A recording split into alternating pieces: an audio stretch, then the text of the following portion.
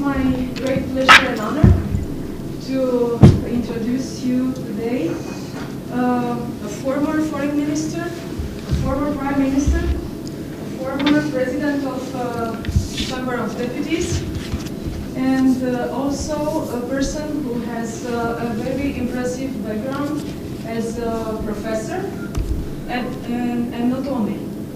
Mr. Adrian Nastase. His Excellency accepted to present you a vision. Should I say a vision? It's too much, but you can say that. And he's also able to answer to any question you have, and feel free to raise any question either on our subject, Eastern Partnership, or what else would you like to hear from His Excellency. Your Excellency, you have the floor. Thank you very much. Good morning. I'll try to introduce a subject which is on the agenda of this autumn. We do not know if there will be a success or a failure.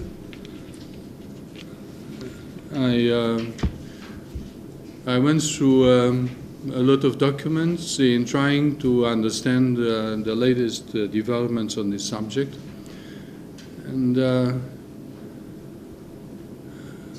what impressed me most was a quotation from a British diplomat who used to say, "Diplomacy is about surviving until next century, while politics is about surviving until Friday afternoon."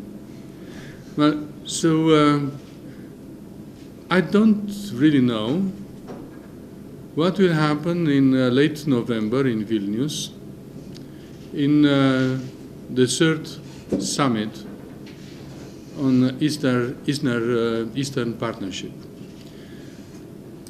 It's difficult to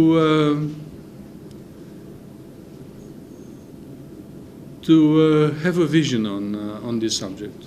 It's difficult because,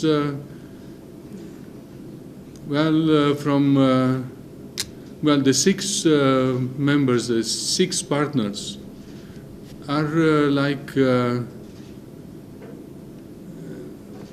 in Agatha Christie's novel, disappearing one by one. We do not know how many of them will remain in Vilnius and afterwards. Let me start by saying that, in fact, after the Cold War, Western Europe and the United States, but mainly Western Europe, Western powers in Europe, tried to expand its own influence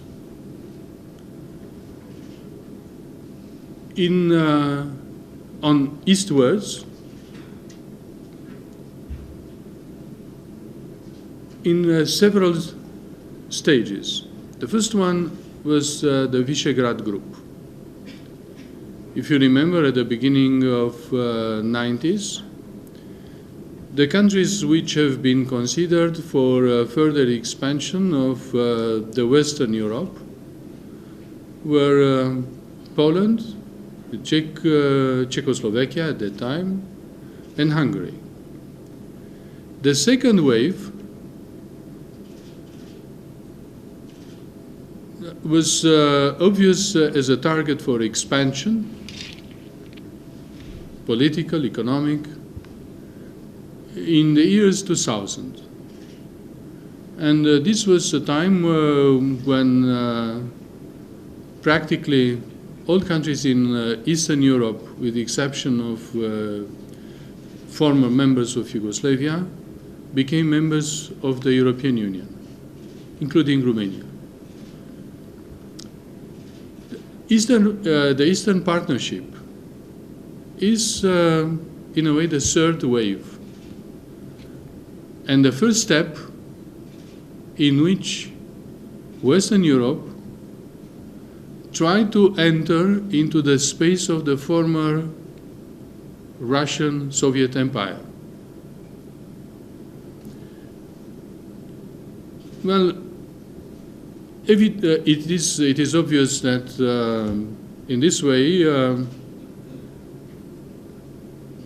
well, a clash took place between the pressure from the West and the reaction from the East, from Russia, which, meanwhile,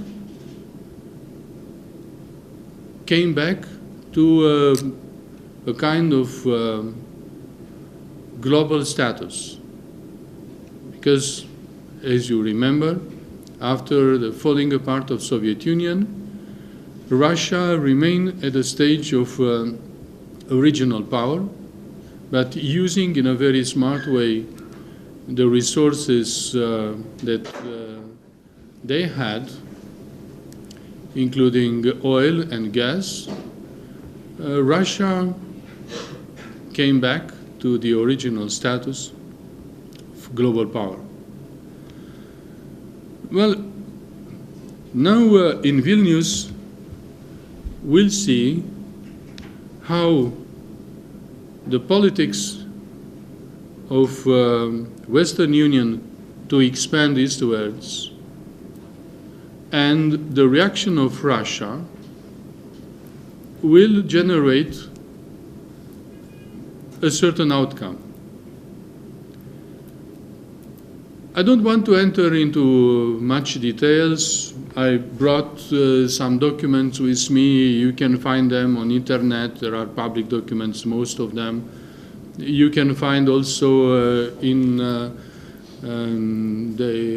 Brussels, in the EU documents, to understand how this process started in 2009, what went wrong, which were the achievements in the first summit in Prague, in the second summit in Warsaw, and what might happen in Vilnius in about 1 month. Well, the European Union, having its own problems, offered a lot of promises to the 6 countries. Russia was more pragmatic. Instead of making promises, just offered some very practical things. Well, we were talking, and we'll discuss later on, about the major objectives of the Eastern Partnership: political association, economic integration, mobility, and sectorial support. These were the major objectives of the partnership. On political association, well, it is a long-term promise, not being very clear if the European Union is ready to accept those countries as members. And after some of the comments made about the latest accession of countries like Romania, Bulgaria, and some others who have been considered as unprepared to become members, it is clear that the European Union is not very keen to accept new members on short term. That's why the accent has been put on free trade, on negotiating and signing, for some of those countries only initialing the treaties of deep and comprehensive free trade areas. It will be with Georgia and Moldova, and as I understood, the signature of the treaty with Ukraine. Only 3 countries being involved in this process. But the focus then will be, and it is put on the economic dimension of the cooperation with those countries, without offering them the political, the political dimension and the political promise that they will become members for the time being. That's why, well, they will enter into a process of association agreements being signed and preparing the reforms and the mechanisms which will in the end eventually lead to membership. Meanwhile, and the other objective, as I mentioned already, was the mobility, the question, in fact, of visas. As you know, the citizens of these countries are very frustrated because they have to go through a very complicated procedure when they want to travel or to go for business on the territory of the European Union. Well, there are promises, there is a roadmap on this issue. In the European Parliament, a roadmap has been presented and has been approved, but it takes a lot of time. Meanwhile, the citizens of this country are free to travel to Moscow. They are free to see their families there. They can get jobs in Russia, and they can do business in Russia. That's why those countries which are in between European Union and Russia are tempted on one side with mainly words, and on the other side with very concrete promises, with very concrete issues. And that's why Armenia, for instance, lately accepted to enter into the Eurasian Union, a project which tries to counterbalance the evolution of the European Union and offering a kind of political and economic magnet to the countries which formerly were part of the Soviet Union. This succeeded, the Russians succeeded with Kazakhstan and Belarus so far. And we are talking about political and economic organization. But it is clear that some other countries might also accept those offers. Armenia, because Azerbaijan, who is a very rich country in resources, doesn't want to become a member of either institutional structure, in a way like Norway. Being rich enough, you don't want to enter into a structure where through regulations or through taxes or fees or whatever, you lose part of your potential wealth. And that's why Azerbaijan, one of the 6 countries from the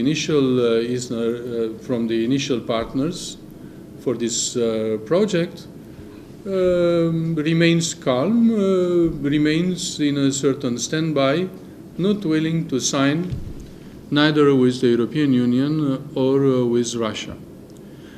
The Russians, well, as you know, there is a very tense conflict between Armenia and Azerbaijan, and Russia offered Azerbaijan a lot of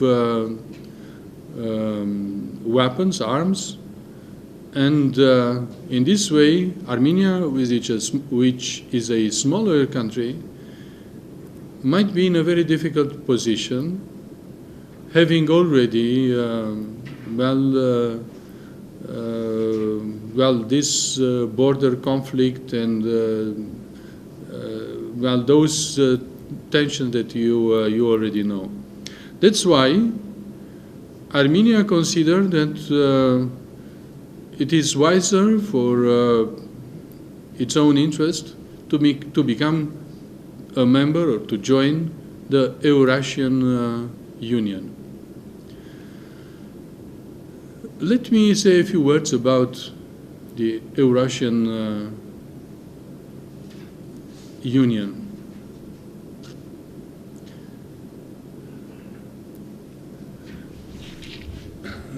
Russia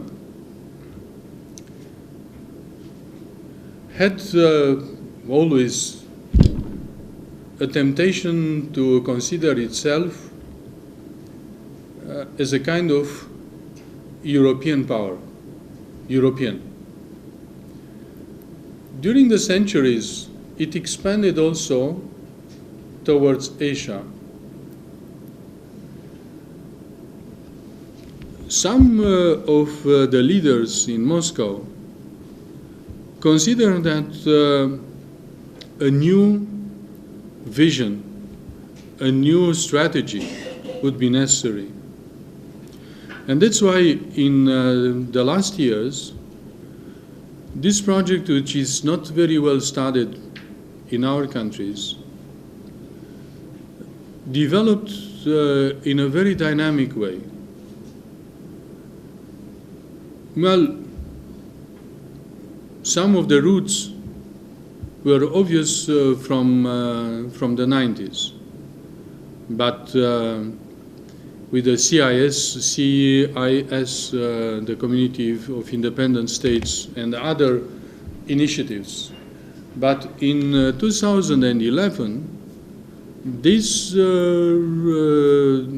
project has been launched by President Putin, and it tried to show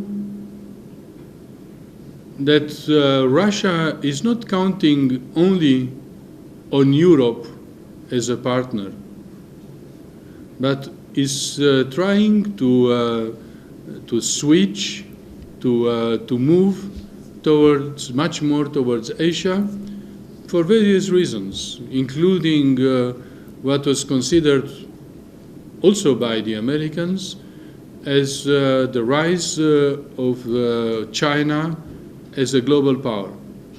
That's why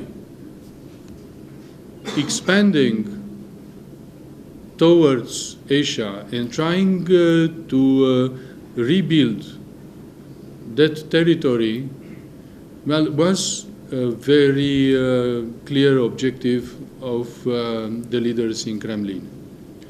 It was important to take on board Kazakhstan with huge resources, agriculture and raw materials, and also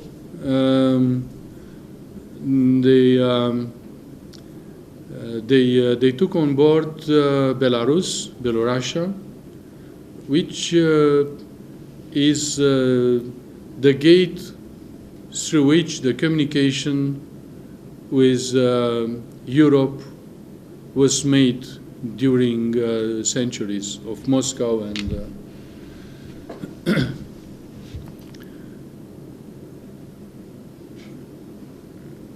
Robert Kaplan wrote an article in which he criticized John Kerry for moving the focus from Europe and Asia towards the Middle East, focusing too much on Syria, giving leverage to Russia to enter into the game. And he considered that Europe and Asia are left in a way for more efficient diplomatic action and influence from Russia. At the same time, some of the analysts are emphasizing something which has not an economic, political background, but which might have a clear strategic outcome. The fact that the Americans developed their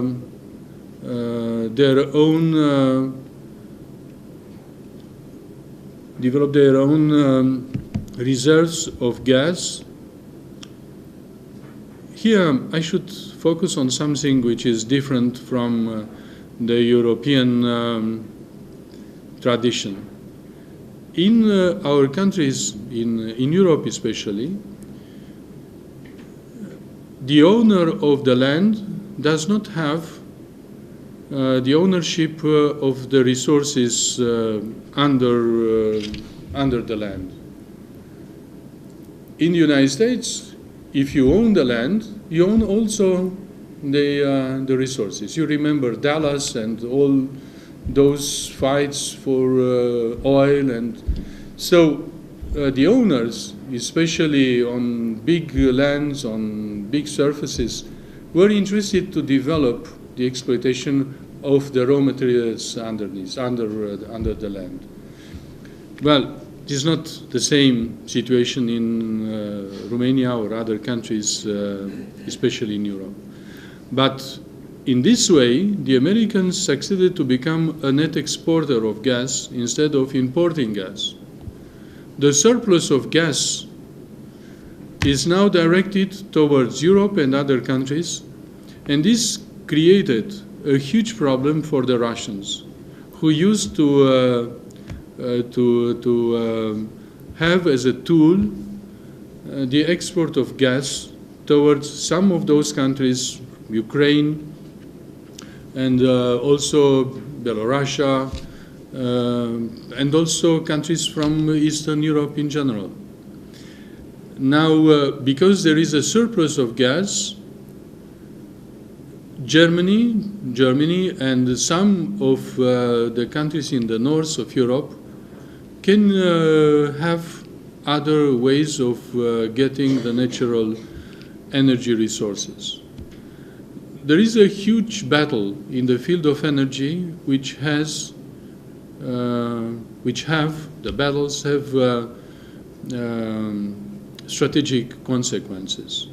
And Russia has to speed up its policies until political and economic, until some of the results of the new situation in finding the new resources of gas. Also in Europe, there are some projects of this kind, will not affect the power to influence politics in those countries through the prices of the gas. That's why at this moment, countries like Moldova, like Ukraine, like Belarus are under a certain, I wouldn't say blackmail, but in common words, we might use this formula, but it is a clear pressure not to sign in Vilnius and not to become, not to deepen the relationship with the European Union. It is a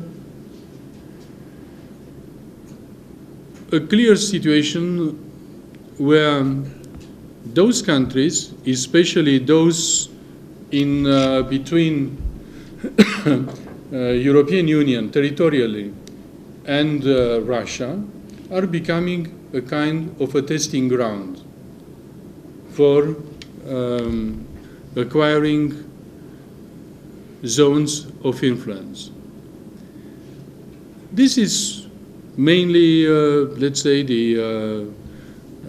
this is the bet. This is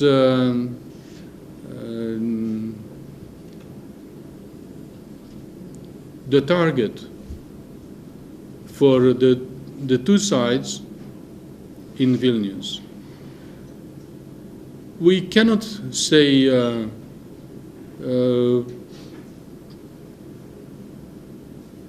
anything for sure for the time being. You can either have an optimistic view and say, look, the European Union will be wise, will understand that it has to offer very clear, pragmatic things, less bureaucratic, to open the borders, to offer facilities for visas, to offer economic facilities in order to counterbalance some of the custom duties imposed by Russia on the wine from Moldova or some other products from other countries in the partnership.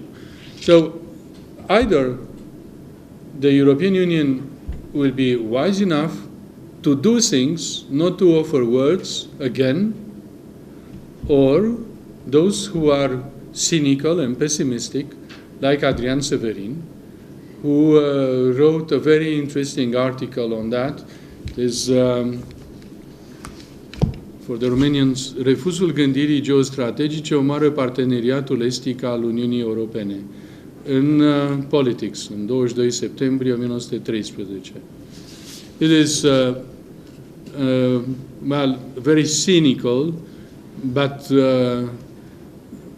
very pragmatic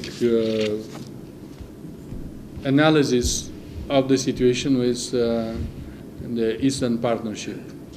Well, I don't dare to be as cynical as he was, and being a member of the European Parliament, he knows a lot about those things. At the same time, he was he made reports on Belarus and also on Ukraine. He was in charge with the reports on those countries. He knows well the expectations of those countries. And of course, he's explaining, in a way, the frustrations of those countries who are offered roadmaps, who are offered programs, who are offered promises, while the Russians are very aggressive and very concrete. And this is the real issue in Vilnius, and we'll see if the third summit will change the lines of approaching the partnership. Well, in Prague and Warsaw, in the previous summits, it was a kind of a game trying to see which will be the reactions of Russia when the European Union decided to enter the territory of the former Soviet Union. Well, Russia acted in speeding up the process of creating those institutional structures and offering a lot of benefits, a lot of economic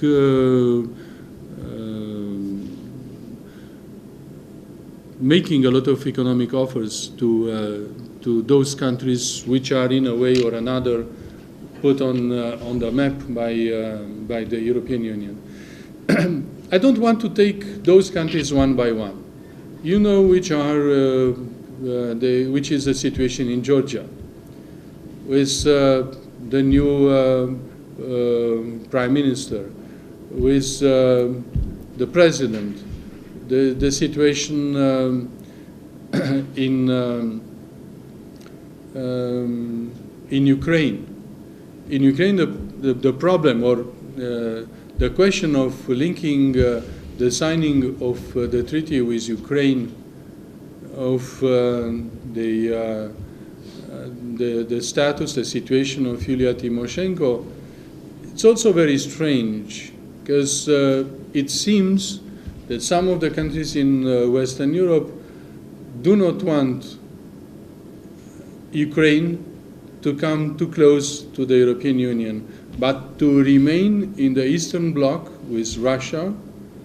And this might be the temptation that Germany could encourage in order to have a counterbalance and to have a clear assurance about some of the border lines after the Second World War. It's complicated. So this is, the Vilnius meeting will be a new test of the post-war, Cold War temptation to redraft the zones of influence.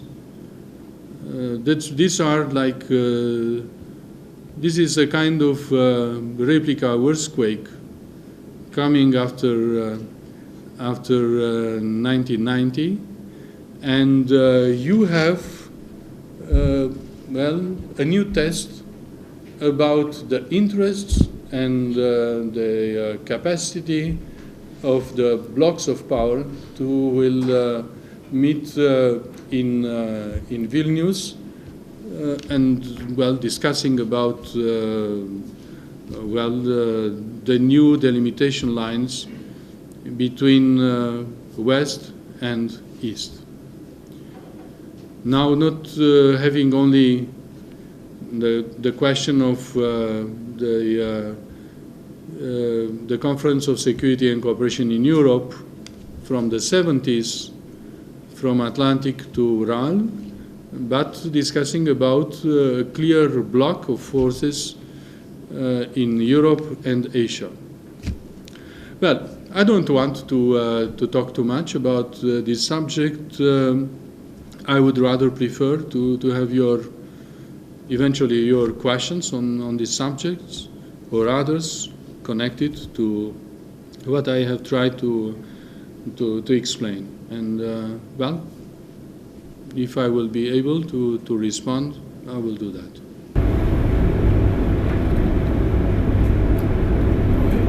Thank you for your Please introduce yourself. Yes. My name is Nicolae. I come from the Romanian Ministry of Foreign Affairs. I was wondering, considering how you touched upon the subject of Russia and how Russia seems to adhere to very strict principles as compared to the European Union. I was wondering if the Vilnius summit will be such a well-expected success. How would you see the future Russian reactions? We talked about in the first days about small intimidating steps that Moscow seems to be doing. But I was wondering, what is your evaluation of its steps in the future?